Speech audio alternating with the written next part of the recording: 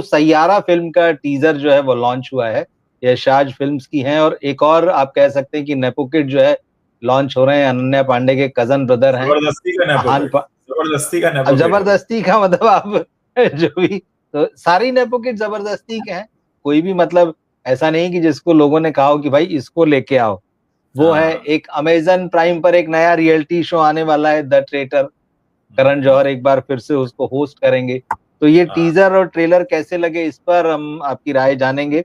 और उसके अलावा एक खबर ये आ रही कि गुरदत्त साहब के जो क्लासिक फिल्में हैं, मतलब उन्होंने तो एक से एक फिल्में बनाई है, प्यासा, कागज के फूल, चौदहवीं का चांद, साहिब बीवी और गुलाम, और भी तमाम लंबी फहरिस्त है। बतौर प्रोड्यूसर, बतौर डायरेक्टर, बतौर एक्टर जो उन्होंने बहुत हिंदी सिनेमा में उनका एक मुकाम है।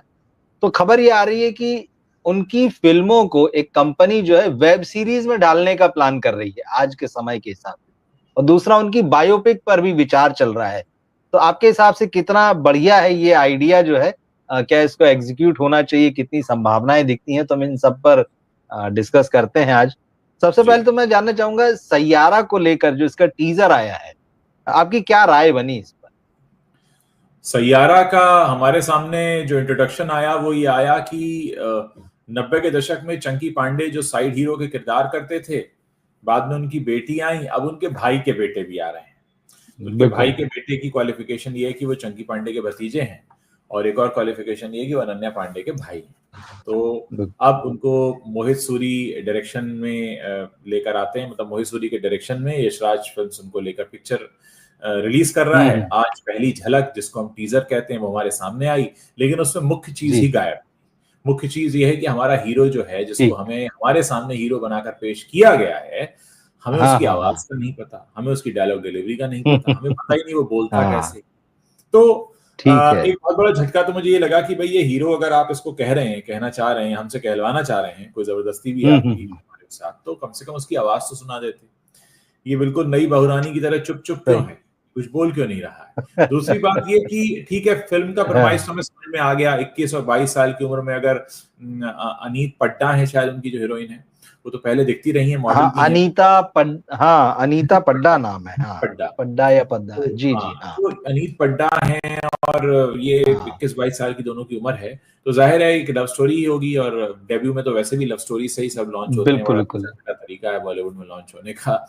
तो लेकिन मुद्दा ये है कि आदित्य चोपड़ा प्रेजेंट्स और वाईआरएफ प्रेजेंट्स और डायरेक्टेड बाय मोहित सूरी, तो ये जो टीजर है ये बिल्कुल प्रभावित नहीं कर पाया, क्योंकि जैसे हमने कल जब आपके प्लेटफॉर्म पर जुड़े थे तो हमने बहुत सारी चीजों की चर्चा की थी, चाहे वो मेट्रो के गाने की, बिल्कुल या बिल्कुल, फिर आमिर खान की फिल्म सितारे ज़मीं पर के गाने की हो, या फिर हमने परम सुंदरी पे भी बात की थी, तो हमें एक फ्रेशनेस लग रही थी कल जो हमने चारों कंटेंट डिस्कस किए थे। लेकिन ये उस कैटेगरी में फॉल बिल्कुल नहीं हो रहा है सैयारा।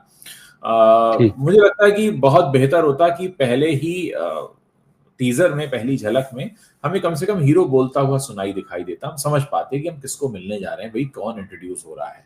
क्योंकि हमारे जो आसपास का जो मीडिया है वो हमें ये तो बता देता है कि ये चिक्की पांडे के बेटे हैं, ये अनन्या पांडे के कजन हैं, ये चंकी पांडे के भतीजे हैं।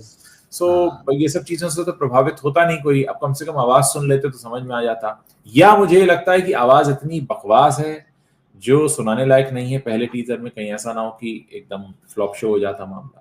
तो ये चीज है जो मुझे समझ में आई है। मैं उस टीजर को देखकर प्रभावित नहीं हुआ, इसलिए नहीं कि ये नेपो किड की फिल्म है, बल्कि इसलिए क्योंकि उस टीजर में कुछ ऐसा मुझे दिखा नहीं जिसको देखकर मुझे लगे कि मुझे देखना है। मुझे आपकी बातों से मैं बहुत हद तक सहमत हूं, और लगभग सारी ही बातों से। थोड़ी सी जो बातें इसके अलावा जो मैं इस टीजर में देख समझ पाया, इसकी एक्ट्रेस ने मुझे इम्प्रेस किया, जो अनीत पड्डा है।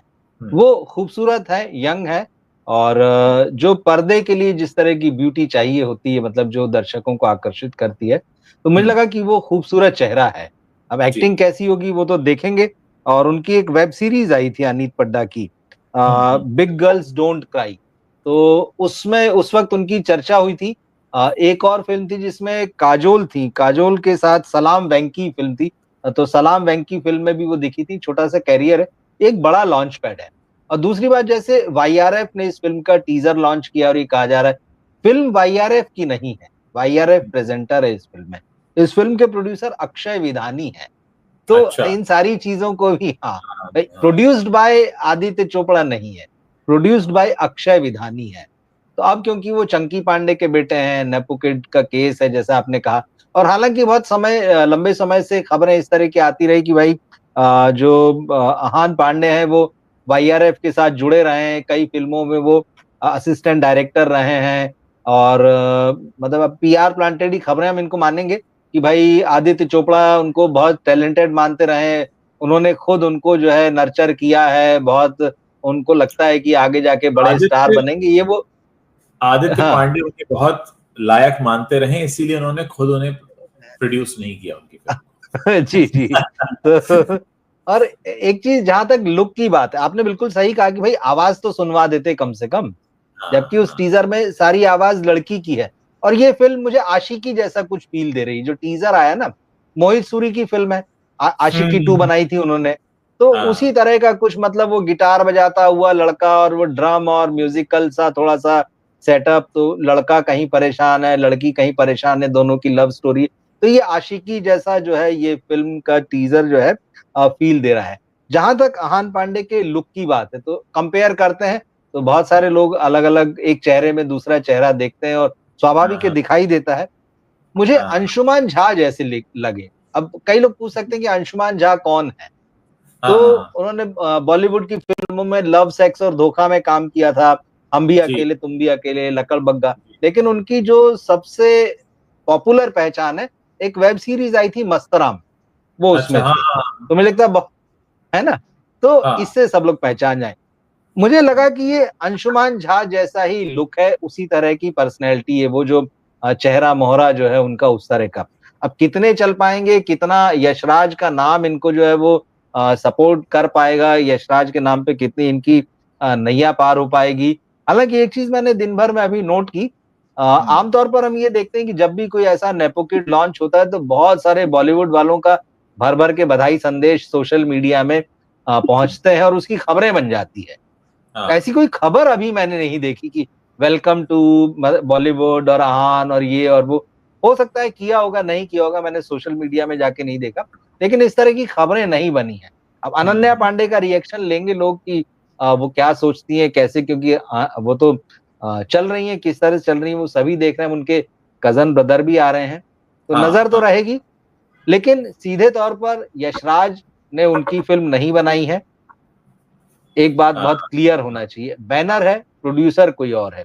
अब अंदर की कुछ और चीजें तो हम नहीं कह सकते, मगर फिर भी क्योंकि ये मोहित सूरी की फिल्म है, मोहित सूरी भी काफी समय बाद आ रहे हैं, और वो अपनी फिल्मों में म्यूजिक को बहुत अच्छे से ढाल के लाते हैं, मोहित सूरी की ये खासियत है।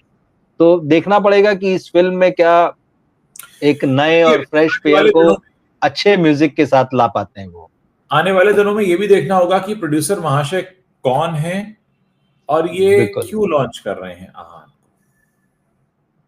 हाँ। जैसे हमें समझ में आ गया कि बिल्कुल। प्रेजेंटर ही आदित्य चोपड़ा को उठाकर लाए हैं क्योंकि उन्होंने बिल्कुल। आदित्य के साथ काम किया है। ये महाशय को ऐसा क्यों लगा कि अपनी बहुमूल्य कमाई आहान पांडे पर लगाएं, ये भी जानना अक्षय दिलचस्प है। विधानी। अक्षय बिल्कुल। विधान। तो खुलेंगी चीजें। ये फिल्म क्योंकि आई थिंक जुलाई में रिलीज होने वाली है। हाँ, 18 जुलाई को रिलीज होने वाली है। तो अभी तो मई ही खत्म हो रहा है, 1.5 महीने का समय है। 1.5 महीने में काफी कुछ चीजें सामने आएगी, कई सारी बातें आएंगी, तो जी। हम नजर रखेंगे और अपने दर्शकों को बताते रहेंगे। हम्म, दूसरा, हम चलते हैं जो अमेजन प्राइम का जो नया शो, रियलिटी शो है, द ट्रेटर, ये आ रहा है, और करण जौहर इसको लेकर आ रहे हैं, और करण जौहर फिल्म इंडस्ट्री से बाहर निकलते नहीं। थोड़ा बहुत नेपो किड से उनका दायरा अगर बढ़ता है तो वो बॉलीवुड वाइब्स तक चले जाते हैं। कॉफी शो करते थे तो बॉलीवुड के सेलिब्रिटीज को ले आते थे। अब उनकी मजबूरी हो गई, थोड़ा सा इंटरनेट की दुनिया में कुछ लोग जगमगाते हैं, कुछ सेलिब्रिटी बन जाते हैं, इन्फ्लुएंसर बन जाते हैं, तो उनको थोड़ा सा दायरा बढ़ाना पड़ा है। तो कुछ इस तरह के लोगों को, कुछ बॉलीवुड के लोगों को, कुछ सोशल मीडिया के लोगों को, ओटीटी के लोगों को लेकर जो है अब वो द ट्रेटर लेकर आ रहे हैं। तो ये एक डच रियलिटी शो है। आपको कैसा लगा ट्रेलर, आपको क्या समझ में आया, पहले हम ये जानते हैं। देखिए, जब मैं ट्रेलर देख रहा था, आप ही ने मुझे बताया कि आ गया, मैं आज देख नहीं जी। पाया था, थोड़ी देर पहले मैंने देखा।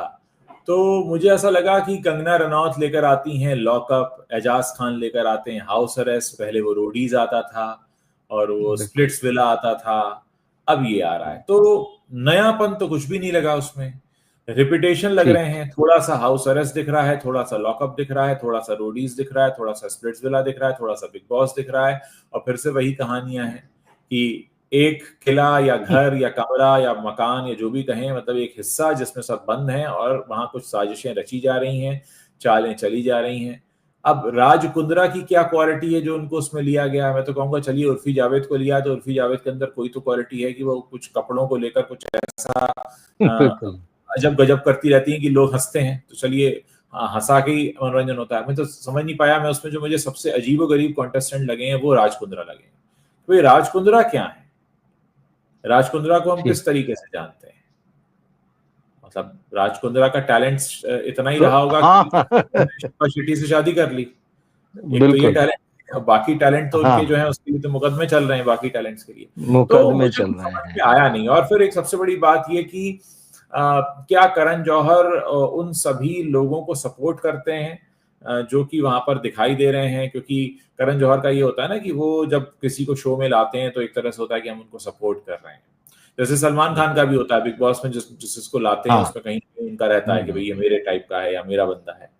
तो देखिए कुछ नया नहीं लगा उसमें, मैंने कहा ना मुझे सबकी झलक दिखी, मुझे ऐसा लगा कि इन सबको मिलाकर बना दिया गया। जैसे आपने बताया कि डच रियलिटी शो है, तो देखिए वो रियलिटी शो मैंने तो देखा नहीं है, लेकिन फिलहाल जो मैंने भी नहीं देखा, जानकारी आई जी। मैंने ये प्रोमो देखा और इस प्रोमो में मुझे इन सबकी झलकियां लगी। ऐसा कुछ भी नहीं है कि मुझे इसको देखकर ही लगा कि हाँ मैं इसको देखूंगा। मुझे लगता है इसका जब पहला एपिसोड आएगा और उसके बाद जो गॉसिप्स निकल कर आएंगे उसमें क्लियर हो जाएगा कि करण जौहर ने शो किया क्यों है। जाहिर है पैसा तो एक कारण है ही, इसके अलावा और क्या कारण है वो भी समझ आ जाएगा। 12 जून से आएगा और उसके बाद में शायद हर थर्सडे को रात को 8 बजे एक नया एपिसोड आया करेगा और शायद 10 हफ्ते तक आएगा, ऐसा मतलब अभी डेट्स तो नहीं आई है, लेकिन इस शो का जिस तरह का फॉर्मेट बताया जा रहा है और बताया जाता है कि इंटरनेशनल लेवल पे ये शो जो है बहुत ही फेमस है, 30-35 देशों में जो है इसको रिक्रिएट किया गया है। तो इंडिया में भी बहुत सारी चीजें आ रही, बिग बॉस भी बाहर से ही आया है, कौन बनेगा करोड़पति भी बाहर से आया है, तमाम शो आए, एक और आया है। हाँ लेकिन बात वही है कि ये सेलिब्रिटी शो है और सेलिब्रिटी की जो लाइफ है या जो गॉसिप है, फिर जब वो एक जगह इकट्ठा होंगे तो कितना स्क्रिप्टेड होगा, कितना जेन्युइन होगा, ये सारा कुछ, क्योंकि रियलिटी शोज पर ये आरोप तो हमारे यहाँ हमेशा ही रहे हैं कि बहुत कुछ स्क्रिप्टेड होता है इसमें, तो कितना ड्रामा क्रिएट कर पाएंगे, क्योंकि ये पहला ही सीजन है, तो जितने लड़ाई झगड़े होंगे, जितनी मारपीट होगी जितना अपशब्दों का इस्तेमाल होगा या मतलब ऐसी चीजें होगी जिसके तरफ जो है लोग थोड़ा आकर्षित होते हैं कि अरे ये क्या हो रहा है देखें। हो सकता है यहाँ रोमांस वगैरह भी हो, वो बवाल मचे। एक ये भी था शायद, हालांकि अभी कंफर्म तो नहीं हुआ है कि इसमें शायद बिपाशा बसु के जो हस्बैंड है करण सिंह ग्रोवर, वो और उनकी एक्स वाइफ भी जो है वो इस शो में आने वाली हैं, तो वैसा कुछ होता है ना, ये भी खबर आई थी। तो ये इसी तरह का शो है। और जैसा आपने कहा कि जिन शोज के, रियलिटी शोज के आपने नाम लिए हैं, वैसी मुझे तो बहुत हद तक ये बिग बॉस की तरह ही दिखाई दिया जी। बिग बॉस में क्योंकि सारे ही जो 12, 15, 20 कंटेस्टेंट होते हैं वो एक दूसरे से इंटरेक्ट करते हैं। इसमें फर्क बस ये होगा कि इसमें से 20 लोगों के ग्रुप में से जो है वो 3 को ट्रेटर बना दिया जाएगा, मतलब कि वो गद्दारी करेंगे। वहां जो भी कुछ चीजें होने वाली वो हम देखेंगे क्या होता है, या इस शो पर क्या है क्या नहीं, अगर दर्शक चाहेंगे तो हम इस पर फिर अलग से बनाएंगे कि आखिर ये द ट्रेटर्स है क्या। तो कुल मिला के मुझे तो ये बिग बॉस जैसा ही एक नया तमाशा लगा, जिसको कि किसी हाउस की जगह आपने एक महल में राजस्थान में कहीं उसको ले जाके एस्टेब्लिश कर दिया है कि भाई यहीं लड़ो झगड़ो मरो कटो, जो करना है यहीं करो, हम दिखाते रहेंगे और करण जौहर अपना एक एपिसोड हर हफ्ते जो है बना के ले आएंगे। इन शोज का कोई फायदा आपको नजर आता है? मतलब मुझे तो कभी इसमें कोई सेंस नजर नहीं आया ऐसे शोज। देखिए मैं अगर व्यक्तिगत तौर पे बात करूं, एक पत्रकार के तौर पर नहीं भी बात करूं, एक कंटेंट कंज्यूमर के तौर पर अगर मैं बात करूं, तो मुझे कोई कंटेंट देखकर या तो मैं अपलिफ्ट हो रहा हूं, या मैं कहीं किसी इमोशंस में बह रहा हूं, या मैं कहीं पहुंच रहा हूं, मुझे वो लीड इन कहाँ कर रहा है। मैंने एक अच्छी रोमांटिक स्टोरी देखी हाँ तो शायद मैं अपनी जिंदगी के रोमांस से कनेक्ट कर पाऊं, मैं अपने आसपास की दुनिया से कनेक्ट कर पाऊं। मैंने अगर कुछ थ्रिलर देखा तो मेरे अंदर कुछ एक्साइटमेंट को जन्म देगा। मतलब इस तरह के शोज जो हैं, एक तो पूरी तरह से फेक हैं ये, मैं आप दर्शकों को बताना फेक, हाँ चाहूंगा, पूरी तरह बिल्कुल। फेक है। आप जो गुस्सा देख रहे हैं वो नकली है, जो खुशी देख रहे हैं वो नकली है। देखिए, एक्टिंग में भी हम फेक करते हैं, लेकिन वहां एक कहानी को कहने के लिए वो फेकनेस हो रही है। उस कहानी बिल्कुल के पात्र के तौर पर आप गुस्सा कर रहे हैं, उस कहानी के पात्र के तौर पर आप प्यार कर रहे हैं, लेकिन यहां तो आप बने हुए हैं असल और दिखा रहे हैं नकल। तो ये असल और नकल का जो मिक्सचर है, ये बहुत ही गड़बड़ झाले के तौर पर पेश होता है। और आप कई बार किसी को शो में इतनी गालियां देते हैं, बाहर आकर गले मिल लेते हैं। कई बार आप शो में गले मिल रहे होते हैं, बाहर गालियां दे रहे होते हैं। तो मुझे लगता है कि एक्टर्स, अगर देखिए जितने लोग अगर पार्टिसिपेंट्स हैं वो अगर बतौर एक्टर जा रहे हैं तो एक अलग बात हो गई, लेकिन आप बतौर पर्सनैलिटी जाते हैं और फिर वहां पे कांड करते हैं, तो फिर क्या है मतलब ये? अब क्या आप कहते हैं ना, एक ऐसी नकली दुनिया का आप हिस्सा होंगे जहां पर आप असली बनकर जा रहे हैं, पर वो दुनिया नकली है। बिल्कुल। और वो जो आप गेम खेल रहे हैं वो इन व्हाट कैपेसिटी खेल रहे हैं? वो गेम आप एक एक्टर के तौर पर खेल रहे हैं, या आप कोई ट्रेटर वाकई हैं दुनिया में? मतलब मेरी समझ के बाहर है एक्चुअली। कन्विंस नहीं कर पाती हैं ये चीजें। बस हो रहा है क्योंकि वो, सी देखिए क्या होता है, सोशल मीडिया और इंटरनेट पर ये ट्रेंड में है, वो चल गया है, वो हाँ वहां हिट हो गया है। मतलब ये कोई रास्ता नहीं हुआ ना चलने के लिए। वहां क्यों जा रहे हो? क्योंकि सब जाते हैं। तो ये कोई जवाब नहीं हुआ। कुल मिलाकर मतलब ये शो कुछ भी नहीं देता, सही बात तो यही है, और सही मायनों में एंटरटेन भी नहीं देता है। नहीं, आपको इसको जो एंटरटेन नहीं एंटरटेनमेंट कर। चाहिए ये है ही नहीं, मतलब वो भी नहीं देता है। मतलब आप बस बैठे रहिए कि अच्छा कुछ लोग क्या कर रहे हैं।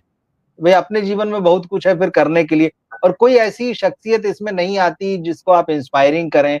बातें तो वहां हो कहें, या बातें तो वैसी होती ही नहीं है। खैर, मैं अमेजन प्राइम की तारीफ करूंगा जो उन्होंने जी उर्फी जावेद पर डॉक्यूमेंट्री बनाई थी, बहुत अच्छी थी। हाँ कम से कम हमने उर्फी जावेद की जिंदगी में झांका और जाना कि एक लड़की जो लखनऊ से आती है वो कैसे यहां तक पहुंची है, उसके घर का माहौल क्या है, उसकी जिंदगी की तकलीफें, मुश्किलें, दिक्कतें, चैलेंजेस, खुशियां क्या हैं। कम से कम हमने कुछ रियल देखा। कुछ परसेंट तो रियल रहा होगा। हो बिल्कुल। सकता है उसमें मिलावट रही हो, लेकिन कुछ परसेंट रियल रहा होगा। लेकिन यहां तो टोटली फेक है मामला। बिल्कुल। और मैंने तो ये भी सुना है कि राज कुंद्रा ने इसके लिए सबसे ज्यादा फीस चार्ज की है। I am really shocked. मतलब कैसे? इस शो में अर्जुन कपूर की बहन अंशुला कपूर भी दिखेंगी, अंशुला, वही रह गई थी कपूर फैमिली से। भाई बेटियां आ गई, भाई आ गया था, सब आ गए थे, वही एक रह गई थी पर्दे के पीछे। तो इनके दर्शक जीवन जो की है, मकसद है क्या? इनके हाँ जीवन की मकसद क्या है? कैमरे के सामने आकर कुछ भी बकवास करना और थोड़ा सा पॉपुलर हाँ फेस बन जाना, फिर इंस्टाग्राम पे कुछ फॉलोअर्स बढ़ाकर और कोई ब्रांड एंडोर्स करना, ये जिंदगी के मकसद में शामिल है इनके? मतलब मैं पूछना चाहता हूं सच में। हाँ, तो कभी ये मिले तो पूछेंगे हम इस बारे में बिल्कुल कि आपके बिल्कुल बिल्कुल, जीवन का सवाल है मकसद क्या है। हो क्या है? सकता है कि उनके जीवन का सबसे बड़ा सवाल हो कि यार आपने हमें सोचने पर मजबूर कर दिया है। हमने भी नहीं सोचा कि हमारे जीवन का क्या मकसद हमने सही सही। ओवरऑल तो यह है कि ये ना तो नाम द ट्रेटर और ना ट्रेलर, दोनों ही मुझे तो बिल्कुल अपील नहीं किए कि मैं इस शो को देखूं। जानकारी के लिए जरूर देख लेंगे एक दो एपिसोड, क्या है कैसे है क्या होता है, लेकिन वैसा नहीं कि आप इसको देखिए, आप इसको फॉलो कीजिए, इससे कनेक्ट रहिए क्या चल रहा है उसमें। तो ये देखते हैं दर्शक इसको कैसे लेते हैं, और इसमें से क्या चीजें निकल कर आएंगी उन पर भी हम नजर रखेंगे। जैसे मैंने कहा कि 12 जून से शुरू होने वाला है, बहुत जल्दी, 2 हफ्ते भी नहीं है। तीसरा जो हम डिस्कस करने वाले थे, जो मैं आपसे कह रहा था कि ultra media and entertainment group है, इसके पास गुरदत्त की तमाम फिल्मों के जो है राइट्स हैं। आज ये खबर मैं पढ़ रहा था इंटरनेट पर, तो उसमें यह है कि गुरदत्त की जो फिल्में हैं, क्या जो भी, उन्होंने हालांकि नाम नहीं दिए कि किन फिल्मों की बात है, लेकिन गुरदत्त ने बहुत शानदार फिल्में बनाई हैं, सब जानते हैं, जिनका जिक्र भी किया पहले। आइडिया ये है कि उनकी फिल्मों को वेब सीरीज के हिसाब से नए सिरे से बनाया जाए। तो ये एक अलग किस्म का रीमेक है कि मतलब पहले तो हम ये देख रहे थे कि फिल्म है तो फिल्म का फिल्म में रीमेक कर दो। अब गुरदत्त ने जो क्लासिक्स बनाई हुई हैं, वो जो है उसको आप लेकर आए और आप उनको वेब सीरीज में ढालें। पहला आइडिया तो ये है। दूसरा उधर से ये आइडिया है कि उनकी वेब सीरीज भी बनाई जाए। जबकि मैं देख रहा हूँ कि भले ही पिछले दिनों आमिर खान और राजकुमार हिरानी ने कहा कि वो दादा साहब फाल्के साहब के ऊपर बायोपिक बनाने का प्लान कर रहे हैं, तो ऑफिशियल अनाउंसमेंट नहीं, लेकिन फिर भी बातें हैं उसकी। लेकिन आप देखिए कि किशोर कुमार की बायोपिक कब से बनाने की बात हो रही है, अनुराग बसु उसको बनाना चाहते हैं। मीना कुमारी देख लीजिए, मधुबाला देख लीजिए, सब लीजेंड्स है। मतलब ये इंडस्ट्री की हिस्ट्री इनके बगैर कभी पूरी नहीं होगी, और ऐसे बहुत सारे नाम हैं। क्या इन नामों को, इन शख्सियतों को बायोपिक की जरूरत है? पहला सवाल तो ये आता है कि इनकी बायोपिक में ऐसा क्या बता दिया जाएगा। और उसके बाद में फिर ये भी कि भाई जो क्लासिक फिल्म बनी है, आप फिल्म नहीं बना पा रहे हैं, फिल्में नहीं चल रही, तो चलो अब उनकी वेब सीरीज बना देते हैं। ये आइडिया आपको कितना एक्साइटिंग लगता है? देखिए, पहली बात तो ये है कि ये जो बायोपिक बनाने के ऐलान और ये विचार और सोच विचार जो सब चल रहे हैं, ये इसलिए नहीं चल रहे हैं कि ये इन लेजेंड्स को सम्मान देना चाहते हैं। असल में इनके पास कहानियां नहीं है, असल में इनके पास कोई काम नहीं है ऐसा करने के लिए। इस अभाव में ये सोचा जा रहा है कि देखो, हम उन्हें सम्मान देने के बहाने अपने लिए काम ढूंढ लेंगे। एक तो बात ये हो गई कि ऐसा नहीं कि किशोर कुमार के प्रति बड़ा प्रेम उमड़ रहा है, ये है बड़ी कड़वी बात। बिल्कुल बिल्कुल। दूसरा ये है कि गुरुदत्त साहब की जो फिल्मों पर वेब सीरीज बनाने की बात हो रही है, उसमें सबसे पहला काम ये होगा कि गुरुदत्त साहब की जो आत्मा है बड़ी विचलित हो जाएगी। ये आप उन्हें सम्मान नहीं दे रहे हैं, ये आप उनके किए। देखिए, मुझे ऐसा लगता है, मेरा ये मानना है, और मैं ये बात एक कंटेंट कंज्यूमर के तौर पर कह रहा हूं, जो क्लासिक्स हैं उनके कभी कोई रीमेक बनाने की जरूरत नहीं होती। उनका अगर आप सम्मान करना चाहते हैं ना, तो उन्हें आप वैसा ही रहने दें। टेक्निकली रीस्टोर कर लीजिए उसको, बेहतर डिजिटाइज करके बेहतर बना लीजिए, और आज के समय ताकि आगे जनरेशन जो हो रहा है। आप उसको फिर बनाएंगे। आप क्यों? आप उन्हें, आप बोलते हैं मैं ट्रिब्यूट दे रहा हूं, आप ट्रिब्यूट नहीं दे रहे हैं, आपके पास काम नहीं है, आपके पास और कोई बेहतर कहानी कहने के लिए नहीं है। आप अपने लिए काम तलाश रहे हैं और इस सिलसिले में आप वो कर रहे हैं। आपका कोई सम्मान, आप कोई सम्मान नहीं दे रहे। आपको अगर सम्मान देना होता तो कहते हैं कि ठीक है साहब, मैं गुरुदत्त साहब से इंस्पायर्ड हूं, देखिए मैंने वो कहानी बनाई है और कोशिश की है कि मैं उनकी तरह का एक सिनेमा बना पाऊं। ये होता है ट्रिब्यूट, ना कि ये कि मैं उन्हीं की कहानी को दोबारा बना दूं और ये कहूं कि देखो फोटो खिंचा लूं, महान बन जाऊं, ताकि कहीं ना कहीं मैं जूनियर गुरुदत्त कहलाऊं। तो ये सब चीजें, मतलब ये देखिए, ये तो बच्चों को बहलाने वाली बातें हैं। ये लोग जो बातें करते हैं, इनके चेहरे पे साफ लिखा होता है इनके पास काम नहीं है कुछ। आर बाल्की साहब ने चुप नाम की फिल्म बनाई थी गुरुदत्त साहब को श्रद्धांजलि देने के लिए, और हमने देखा कि वो कितनी खराब फिल्म बनाई थी। वो कहीं से कहीं तक गुरुदत्त के सिनेमा को या उनकी फिलॉसफी के साथ मैच नहीं होती थी। और गुरुदत्त के नाम पे उन्होंने जिस तरह का एक थ्रिलर, रिवेंज थ्रिलर बनाने की कोशिश की थी, उनके गानों का इस्तेमाल करते, बहुत ही खराब था और ऑडियंस ने रिजेक्ट कर दिया था। तो बात सही है कि एक कंटेंट क्रिएटर के, हाँ हाँ, नेक नियति नहीं है, नेक नियति नहीं है। बात वही है कि उस नाम के बहाने या तो हम अपना नाम बना लें, या फिर जैसा आपने कहा कि हमारे पास कोई काम नहीं है और हम नया नहीं ढूंढना चाहते। समस्या ये भी है कि चलिए कुछ नया आगे देखें, हम बार बार पीछे जाकर वहां खंगालना चाहते हैं कि इसमें से अब क्या चल सकता है। तो आपने भविष्य के लिए कुछ सोचना ही बंद कर दिया है। तो ये एक अजीब तरह की सोच है। और ये बात भी जैसे, तो ये वाला जो सवाल मेरा था आपसे कि इन लोगों की बायोपिक्स जो हैं, अगर बनाई जाती है, क्या वाकई मतलब इनको बनाया जाना चाहिए? अब एक बहुत सीधा सीधा सवाल है सर। ऐसा है कि अगर आप वाकई किसी शख्सियत को बताना चाहते हैं तो उन पर किताबें लिखी जा सकती हैं। आप अगर फिल्म बनाने के लिए मीना कुमारी जी की कहानी ढूंढ रहे हैं, फिल्म बनाने के लिए मधुबाला जी की कहानी ढूंढ रहे हैं, तो मैं ये बिल्कुल नहीं मानूंगा कि आप उन्हें ट्रिब्यूट देना चाहते हैं। मैं ये मानकर चलूंगा कि आपके पास कोई बेहतर कहानी नहीं है, आप एक श्योर शॉट ढूंढ रहे हैं मामला, और उसके तहत आप ये कर रहे हैं। क्योंकि आज के सिनेरियो में जब आप 6 महीना बीत गया, एक पिक्चर ढंग की आप नहीं दे पाए हैं, आप क्या खाक ट्रिब्यूट देंगे किसी फिल्म की लेजेंडरी हस्ती को? जब आप फिल्म अपने काम पर आप ध्यान नहीं दे पा रहे हैं और आप उनकी जिंदगी पर एक फिल्म बनाकर आप सोचेंगे कि आपने महान काम कर दिया। नहीं, मेरे हिसाब से तो ये सिर्फ एक मार्केटिंग का तरीका होगा आपका, या खुद को काम देने के लिए आप ये कर रहे हैं। सही मायने में ट्रिब्यूट तो नहीं, तो इसे कम से कम ट्रिब्यूट का नाम तो ना ही दें। क्योंकि आपकी बात सही है, उतना आसान नहीं है। अगर आप सचमुच किसी शख्सियत को ट्रिब्यूट देना चाहते हैं और उसकी कहानी बनाना चाहते हैं, तो आपको as a writer, as a film maker, as an actor उतने बड़े कद का होना जरूरी है, क्योंकि हमने हाँ। गांधी की बायोपिक देखी, मतलब आप मानते हैं कि वो बिल्कुल सही फिल्म है, या भाग जी। मिल्खा भाग जैसी फिल्म जो है वो बनाई गई थी, तो या तो उस लेवल पर आप काम करें तब तो हाँ। लगेगा। लेकिन ये हर व्यक्ति उठता है और कहता है कि मैं इसकी बायोपिक बनाना चाहता हूं, मैं उसकी बायोपिक बनाना चाहता हूं, ना वो एक्टर वैसा ले पाता है कि जो उसकी शख्सियत को मैच कर पाए, ना उसकी राइटिंग में वो बात निकल कर आती है। तो ये बात सही, सिनेमा आर्ट है और बहुत सारे लोग अच्छा भी बना सकते हैं, लेकिन किस लेवल पर आप उसको कितना डेडिकेशन है आपका उसके लिए, और कितना आप उससे जस्टिस कर पाएंगे, सबसे पहला सवाल तो यही आता है। तो हर किसी को तो ये नहीं होना चाहिए कि कोई भी उठे और कल को कह दे मैं इस आदमी की बायोपिक बनाना चाहता हूँ। ये बात सही, उससे उसको नुकसान ही है, मतलब उसकी शख्सियत का नुकसान ही है जिस पर आप फिल्म बनाते हैं। बेसिकली देखिए, अगेन बात वहीं आ गई, नियत में क्या है, क्या नियत में ट्रिब्यूट देना है नियत में या क्या फिर है? काम तलाशना, तो मुद्दा नियत का है, मंशा का है, नियत का है। ठीक। सही सही है।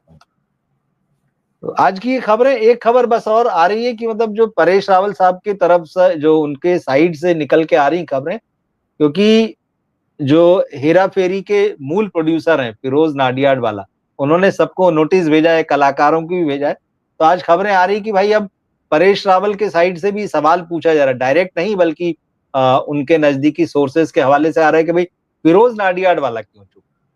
अक्षय कुमार उधर कह रहे हैं कि मामला कोर्ट में है और बहुत सीरियस है, फिरोज नाडियाड वाला भी सबको नोटिस भेज रहे हैं। अब ये बात कितनी ठीक आपको लगती है? अगर वो सारे राइट्स बेच चुके हैं तो अब तो उनको बोलने की कोई जरूरत नहीं होना चाहिए, लेकिन अगर वो नोटिस दे रहे हैं, इसका मामला कहीं ना कहीं है, तो क्या गड़बड़ आपको लग रहा है? देखिए, सबसे पहला सवाल तो ये कि फिरोज नाडियाड वाला बोल क्यों नहीं रहे हैं। अच्छा, अगर उनको बोलने में तकलीफ है कैमरे के सामने आकर, तो वो एक प्रेस विज्ञप्ति जारी कर सकते हैं। उनका स्पोक्स पर्सन एक कहते हैं ना, एक प्रेस रिलीज दे सकता है। रिलीज दे दे, तो हाँ। यहाँ मामला कुछ गड़बड़ तो लग रहा है। दूसरी बात यह कि जिस तरीके से परेश रावल ने ये फिल्म छोड़ी है, कि ट्वीट करके छोड़ी है बेसिकली, बिल्कुल। पहला सीधा ट्वीट आया, तो ये मामला को समझ में आ तो नहीं रहा है, उतना सीधा नहीं लग रहा है। और जिस तरह से अक्षय ने तुरंत तुरंत जो है उस पर लीगल एक्शन वाली बात कही और वो अखबारों में भी आ गई। एक बात मैं यहां पर समझना चाहूंगा अपने दर्शकों के साथ, हम मान लेते हैं कि दो दुनिया है। एक दुनिया वो है जहां अक्षय कुमार है, परेश रावल है और ये फिल्म बन रही है, और एक ये दुनिया है जो उनसे बाहर की दुनिया है। तो अंदर की दुनिया ने बाहर की दुनिया को कैसे बताया कि ये फिल्म हॉल्ट हो गई है, ये हमें सबसे पहले परेश रावल के ट्वीट से पता चला। यानी परेश रावल वो व्यक्ति थे जिन्होंने खुद से ट्वीट करके लोगों को बताया कि मैंने ये पिक्चर छोड़ दी है। अगर आपसी कुछ मामला था तो वो एक एसएमएस या एक व्हाट्सएप भेजकर बता सकते थे अक्षय कुमार को या प्रियदर्शन को भेजकर। उन्होंने ट्वीट किया, यानी परेश रावल वो पहले शख्स थे जिन्होंने चाहा कि आम जनता इस बात को जाने। हम में से कोई भी परेश रावल के घर नहीं गया था, परेश रावल हमारे घर आए थे बताने के लिए। हाँ। उसके बाद अक्षय कुमार से किसने कहा था कि आप मुकदमा करो तो हमारे मीडिया को बता देना? अक्षय कुमार ने मुकदमा किया और मीडिया को बताया। तो यहां जो पूरा मामला है वो यही है। सही बात कह रहे हैं आप।